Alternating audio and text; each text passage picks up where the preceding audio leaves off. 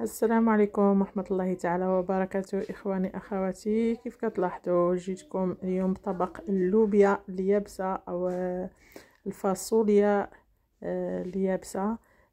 كتجي صراحة بهذه الطريقة اللي تجي لذيذة وعاقدة، وإن شاء الله ما كديرش لي غاز أو تنفخ الأمعاء. بواحد الطريقة اللي هي يعني عن طريقتي، كيف غادي تلاحظوا معنا إن شاء الله.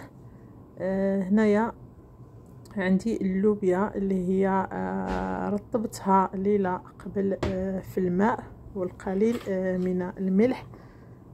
هنايا درنا اللحم، واللي بغى يستغنى على اللحم فراها كتجي لذيذة حتى راسها، فانا بغيت نضيفها باللحم. عندي هنايا كيف تشوفوا قطعة من اللحم وضفت عليه الزيت. عندي هنايا 2 بصلات مفرومين، ماشي يعني حتى رجعوما، وانما قطع صغيرة جدا. وهذه نزيدو التوابل، ملعقة من الفلفل الاسود او الابزار، وكذلك نزيدو المكونات الاخرى من التوابل مثل الخرقوم. كذلك غادي نضيف ملعقة صغيرة ممتلئة وقليل، والقليل يعطيها واحد اللون. يعني هذا اللون اللي تاع الخرقوم هو صحي احسن من الملون الغذائي اللي ما عرفناش المصدر ديالو مين. كذلك الزنجبيل، وهنايا ضفنا كذلك الملح. انا اللوبيا كنطيبها ملح بالملح، ومع ذلك كطيب يعني لذيذه. كاين اللي كيطيبها بلا ملح هكا باش كيقول دغيا كطيب، وانما اللوبيا هنايا في اوروبا راه دغيا كطيب، ماشي اللوبيا بحال اللي في المغرب. وكل واحد وطريقته يعني في الطهي ديالها. غادي نضيف هنا على هاد التوابل قليل من الماء هكا باش ما تنحرقناش التوابل. فهنايا كيف شفتوا راه بنفس الطريقه تحضروها بدون يعني اللحم. انا غادي نحتاج واحد 4 فصوص نتاع الثوم، غادي نقطعهم هكا قطع صغيره او تفرموهم مع البصل، يبقى لكم الاختيار. كيف قلت لكم هنا هاد اللوبيا هذه راه طيبوها بهذه الطريقه ولكن بدون اللحم، كتجي عاقده وكتجي زوينه. واللي بغى يضيف اللحم يضيف كيف درتو انايا. وكذلك انا غادي نضيف ليها اللفت المحفور، كنطيبها باللفت المحفور كيعطيها واحد اللذه. هذيك اللفت اللي كتكون يعني طويله، هذيك كتقولها اللفت المحفور ماشي اللفت الحلوه. كيكون عندها واحد النسمه بحال اللي حاره او مره شويه في المذاق ديالها، كتعطي واحد الطعم اللي هو جد رائع لهاد اللوبيا. فانا كانت عندي واحد الحبه ضفتها. هنايا ضفت قليل من المعدنوس وخليت القليل. كذلك ضفت القليل نتاع التحميره.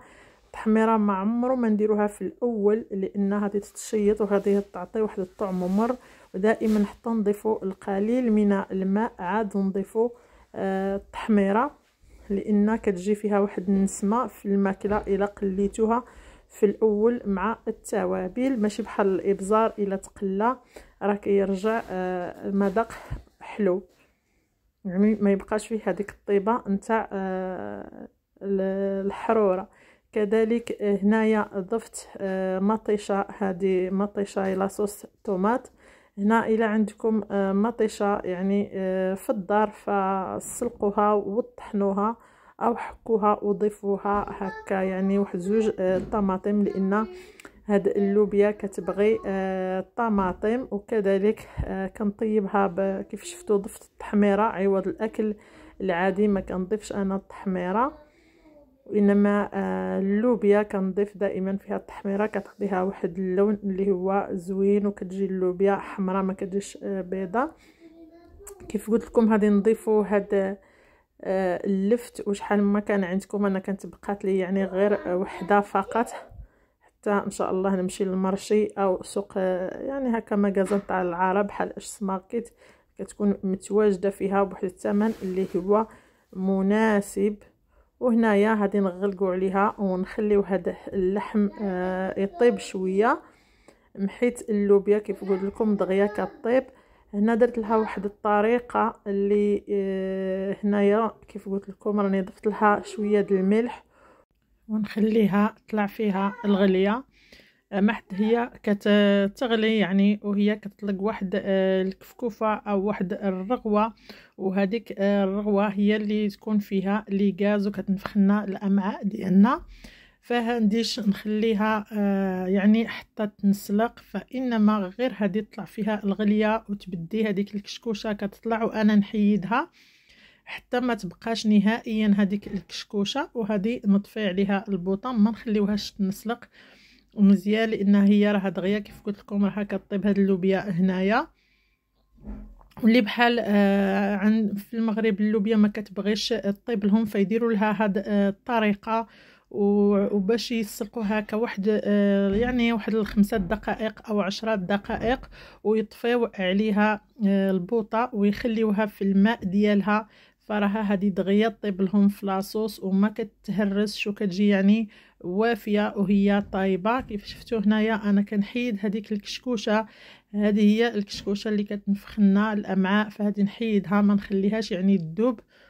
فنحاولوا هنايا نقصوا الغاز هكايا باش او البوطه باش هكا ما تبقاش تفيض لنا يعني على البوطه. فكيف تعرفوا ديك الكشكوشه راها يعني في الغليان كتفيض، فغير صافي يعني تحيد هذيك الكشكوشه ما تبقاش يعني كتطبخ والكشكوشه تختفي. فغادي نطفي عليها ونخليها على جنب، وهذا هو السر اللي ما يخليش كيف قلت لكم تنفخ لنا الامعاء ديالنا. واخا اننا ناكلوها بهذه الطريقه ما نجيوش هاك ديريكتو، ممكن نرطبوها نديروها في يعني في لاصوص، فهذاك الغاز هذه يبقى فيها هذيك الكشكوشه، وهنا هذه تنفخ لنا الامعاء ديالنا ونبقاو يعني نتجنبوها ما ناكلوش اللوبيا.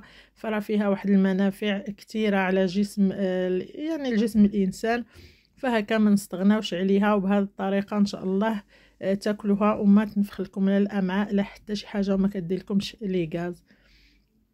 فهادي تشوفوا هاد الكشكوشه في هذيك الوعاء اللي قلعتو فكتكون مكبده سبحان الله. ولذلك فخصنا دائما بهذه الطريقه نتجنبوا هاد يعني هاد الغازات او هاد الغازات اللي كيجينا في الامعاء ديالنا، نسلقوها القليل حتى تختفي الكشكوشه، نحيدوها ونخليوها على جنب. وكيطيب لاصوص نضيفوها لهذاك الكوكوط يعني لاصوص اللي كنا او داك المرق فتجي خاتره. هنا كيف شفتوا بعد ما طاب لينا اللحم شويه يعني ما طابش بزاف فطاب يعني كيف تعرفوا حتى هنا اللحم راه بحال البطاطا راه دغيا كيطيب. فطاب هذاك المرق، وهذه هنايا نضيف اللوبيا كيف شفتوها هذه نضيفها لهذاك المرق. هنايا الا كانت عندكم يعني اللوبيا كثيره وشفتوا ان المرق بعد ما غلات يعني هذيك الكوكوط وطاب داك اللحم ونقص لكم البويون، فزيدوا شويه الماء مغلي. والا شفتوا ان الماء يعني كافي لهذه الطيب فيه هذيك اللوبيا وما هذيش تزيد يعني ما هذيش تزيد تشرب، فاكتفيوا بهذاك لاصوص اللي عندكم في الطنجره الضغط. وهنا غادي نزيد هذاك المعدنوس يعني في التالي هكا كيعطيها واحد اللذه، ونحركها وهذه نقص عليها يعني البوطه ونخليها طيب على خاطرها.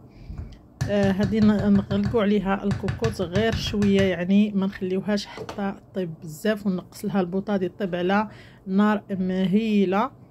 وهنايا بعد ما طابت لينا كيف شفتوها ما تهرستش ما انقسمتش يعني طابت على خاطرها وبقى فيها لاصوص، وهذاك لاصوص كيجي عاقد. وبهذه الطريقه كتجي لذيذه صدقوني، كيجي عندها واحد اللون اللي هو رائع. هنا غير عندنا الظلمه يعني في المطبخ حيت شاعلين غير الضوء كيكون عندنا الظلام حتى بالنهار. فالطبق ديالنا جا لذيذ بهذا اللوبيا او هذه الفاصوليا البيضاء كتجي رائعه صراحه وتجي لذيذه بهذه الطريقه. تبعوا هذه الطريقه راه كتجيكم زوينه ولذيذه وهنايا غادي نقدموها ان شاء الله في طبق التقديم. كي تشوفوا لاصوص ديالها عاقد بزاف، وكاين اللي كيبغيها ناشفه، كاين اللي كيبغيها يعني كتكون شويه المرق ديالها عاقد، وهداك الشيء يبقى لكم الاختيار. انا درتها يعني ما هي جاريه ما هي عاقده، يعني خليت لها شويه هذاك البويون او هذاك الروا كيف كنقولوا، كل واحد وكيف كيسميه.